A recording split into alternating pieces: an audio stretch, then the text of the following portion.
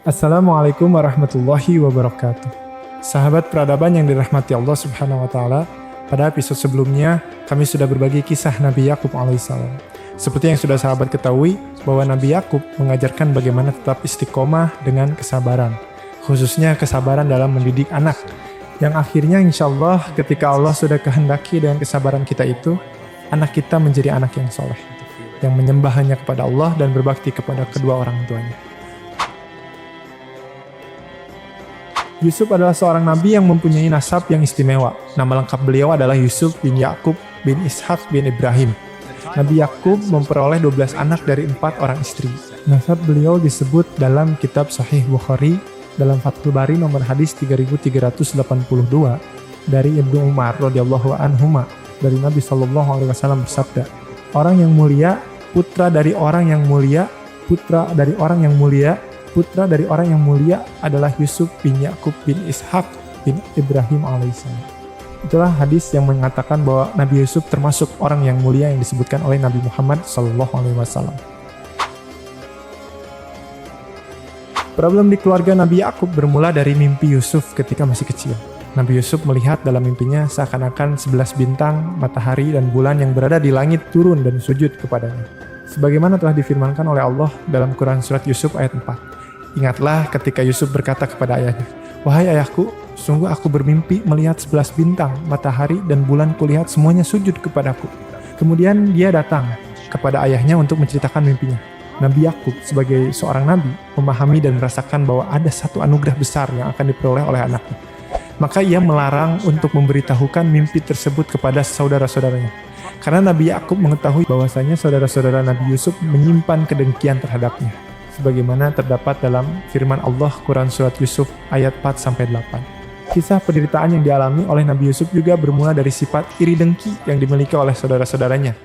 Karena mereka merasa ayah mereka, yakni Nabi Yakub, lebih mencintai dan lebih memperhatikan dua saudaranya, yaitu Yusuf dan Benyamin.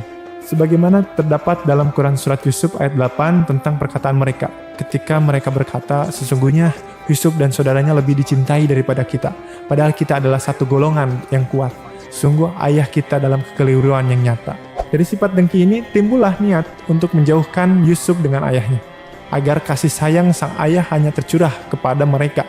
Pada akhirnya mereka bersepakat untuk membuang Yusuf ke dalam sumur. Dengan segala tipu daya, kemudian mereka mengaku kepada ayahnya dengan pengakuan bohong bahwa Yusuf mati diterkam atau dimakan serigala. Perbuatan mereka Allah abadikan dalam Quran Surat Yusuf ayat 9-8. Tepat setelah Nabi Yusuf di dalam sumur, ada serombongan kafilah yang hendak mengambil air. Mereka menemukan Nabi Yusuf. Maka Nabi Yusuf dibawa sebagai tawanan rombongan kafilah tersebut, di mana mereka berniat akan menjualnya di Mesir. Sesampainya di Mesir, Nabi Yusuf benar-benar dijual sebagai budak.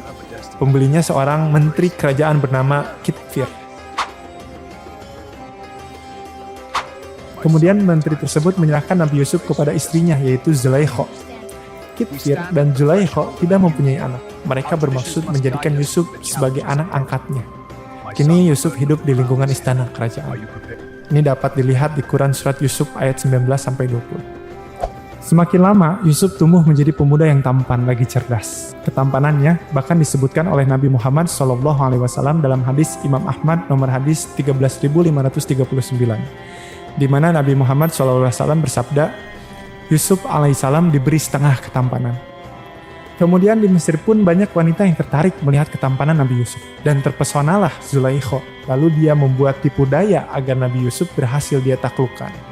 Namun Nabi Yusuf tetap teguh dengan keimanannya dan tidak terlena oleh godaan Zulaikha yang begitu rupa. Tersebarlah fitnah tersebut di antara para wanita pembesar kerajaan. Mendengar gunjingan mereka, maka Zulaikha mengundang mereka ke dalam pesta untuk memperlihatkan kepada mereka ketampanan Nabi Yusuf yang membuatnya terpikat. Ketika para wanita dalam pesta itu melihat wajah Nabi Yusuf, semua yang hadir terpesona dengan mengatakan, ini bukan manusia biasa, ini adalah malaikat. Sehingga tak terasa wanita-wanita itu malah memotong tangan mereka sendiri. Peristiwa itu pun semakin menghebohkan negeri. Demi menjaga nama baik, maka Zulaikha dan para wanita pembesar menjebloskan Nabi Yusuf ke penjara.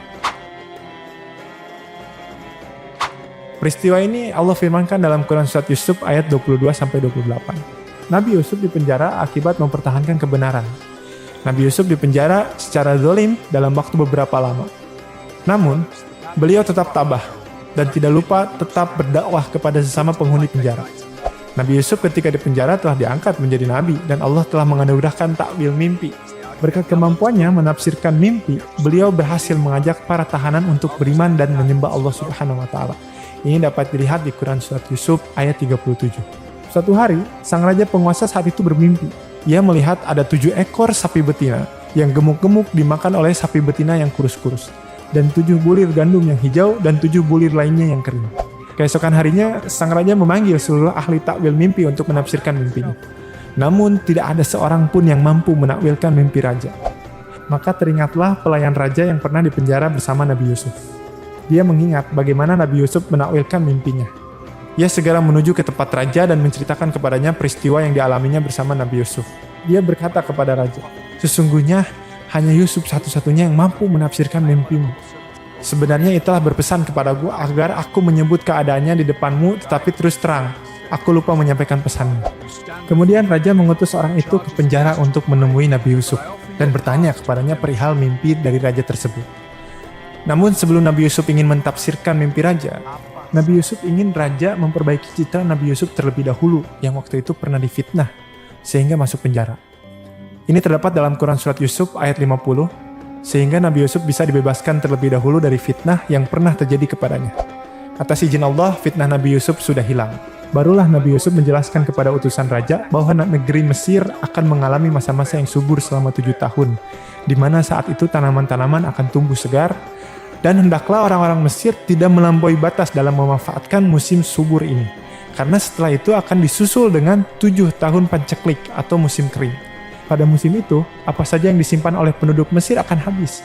Oleh karena itu, cara yang terbaik untuk menyimpan hasil tanaman mereka adalah hendaklah mereka membiarkannya di tangkai-tangkainya agar ia tidak rusak atau terkena hama atau dapat berubah karena cuaca. Demikianlah takwil mimpi raja tersebut terkuak. Kisah ini Allah abadikan dalam Quran surat Yusuf ayat 42 sampai ke 50. Berkat kemampuannya yang luar biasa, maka raja sangat kagum kepada Yusuf. Tak berapa lama, Yusuf dibebaskan dari penjara dengan mengembalikan nama baiknya, bahwa sesungguhnya ia bebas dari segala fitnah. Melihat kebijaksanaan dan keluasaan ilmu Nabi Yusuf, maka diangkatlah ia menjadi bendaharawan Mesir, yang bertugas dalam bidang pertanian, logistik, dan pembendaharaan negara. Sebagaimana telah tercantum dalam Quran surat Yusuf ayat 55, dia Yusuf berkata, "Jadikanlah aku bendaharawan negara Mesir, karena sesungguhnya aku adalah orang yang pandai menjaga dan berpengetahuan." Ketika musim paceklik tiba, sebagaimana takwil mimpi raja, negeri-negeri di sekitar Mesir meminta bantuan makanan kepada penguasa Mesir. Maka datanglah saudara-saudara Yusuf dari Palestina untuk membeli makanan di Mesir. Atas kehendak Allah lah, momen tersebut menjadi pertemuan awal Nabi Yusuf dengan saudara-saudaranya. Nabi Yusuf mengenalinya mereka sedangkan mereka tidak mengenalinya. Mereka mendapatkan sambutan yang baik dari Nabi Yusuf. Walaupun dahulu mereka pernah menyakitinya, yaitu dengan membuang Nabi Yusuf ke sumur. Namun Nabi Yusuf memberi syarat. Jika mereka ingin mendapatkan gandum pada masa yang akan datang, mereka harus membawa saudaranya seayah mereka, yaitu Benyamin. Ketika tiba saatnya kembali ke Mesir untuk membeli gandum, saudara-saudara Nabi Yusuf memujuk ayahnya untuk bisa membawa Benyamin sebagaimana perintah Nabi Yusuf pada sebelumnya. Dialog tersebut berakhir dengan persetujuan Nabi Yakub terhadap keinginan mereka dengan syarat bahwa mereka berjanji untuk membawa pulang anaknya kecuali jika mereka dikepung oleh musuh dan mereka tidak mampu menyelamatkannya. Kali ini saudara-saudara Nabi Yusuf yang 11 orang itu kembali lagi. Nabi Yusuf menyambut mereka dengan baik. Secara sembunyi-sembunyi Nabi Yusuf menunjukkan rahasia dirinya kepada adik kandungnya tadi Benyamin. Nabi Yusuf mempunyai rencana untuk menahan adiknya bersamanya. Nabi Yusuf memerintahkan para pengawalnya untuk meletakkan gelas raja yang terbuat dari emas di tempat penyimpanan yang dibawa saudaranya secara rahasia. Ketika terjadi pemeriksaan, gelas raja tersebut ditemukan di dalam karungnya Benyamin. Maka ditahanlah Benyamin untuk dijadikan sebagai budak. Mengikuti hukum bangsa Kan'an, saudara-saudara Nabi Yusuf menetapkan bahwa saudaranya tertua mereka tinggal bersama Benyamin, sebagai bukti bahwa mereka memegang teguh perjanjian terhadap ayah mereka. Demikianlah Allah mengatur rencana untuk Nabi Yusuf, sebagaimana titik klimaks dari berbagai ujian yang dialami Nabi Yakub. Peristiwa ini Allah abadikan dalam Quran surat Yusuf ayat 58-76. Kemudian tibalah pada saat puncak kesedihan dari Nabi Yakub. Sesampai di Kan'an, saudara-saudara Nabi Yusuf menceritakan apa yang terjadi kepada ayah mereka. Disinilah puncak kesedihan Nabi Yakub. Belum lepas kesedihan dan kerinduan terhadap Nabi Yusuf, hilang pula anak kesayangannya yang lain. Kesedihan dan tangis yang berkepanjangan menyebabkan matanya buta. Kemudian Nabi Yakub memerintahkan anak-anaknya untuk mencari tahu ikhwali Nabi Yusuf dan dua saudaranya. Menghadaplah mereka kepada Nabi Yusuf alaihissalam. Dengan penuh pengharapan mereka meminta belas kasihan agar diberi sedekah karena kondisi mereka yang sudah sangat memprihatinkan. Di tengah-tengah kehinaan dan kemerosotan mereka, Nabi Yusuf menunjukkan identitas dirinya dan berbicara dengan bahasa mereka, sehingga mereka mengetahui bahwa ia benar-benar Nabi Yusuf. Kemudian dialog itu semakin berkembang, sehingga terungkaplah kesalahan mereka di hadapannya. Mereka telah membuat tipu daya pada Nabi Yusuf, tetapi Allah Subhanahu wa Ta'ala memenangkan urusannya. Allah abadikan peristiwa tersebut dalam Quran Surat Yusuf ayat 77-88. Nabi Yusuf mengetahui bahwa ayahnya ditimpa kebutaan akibat kesedihan yang mendalam. Ditinggal Nabi Yusuf, kemudian ditinggal Benyamin. Beliau segera memerintahkan kepada saudara-saudaranya untuk membawa pakaiannya menuju Kan'an, agar diusapkan ke wajah Nabi Yakub untuk mengobati matanya. Saudara-saudara Nabi Yusuf segera kembali ke Palestina. Walaupun mereka belum sampai, Nabi Yakub telah mencium bau Nabi Yusuf. Ini dirasakan sangat aneh oleh keluarganya. Tak kala telah tiba pembawa kabar gembira, maka diletakkannya baju gamis itu ke wajah Nabi Yakub, sehingga dia dapat melihat kembali. Kisah yang mengesankan ini diakhiri dengan pertemuan Nabi Yusuf beserta keluarganya.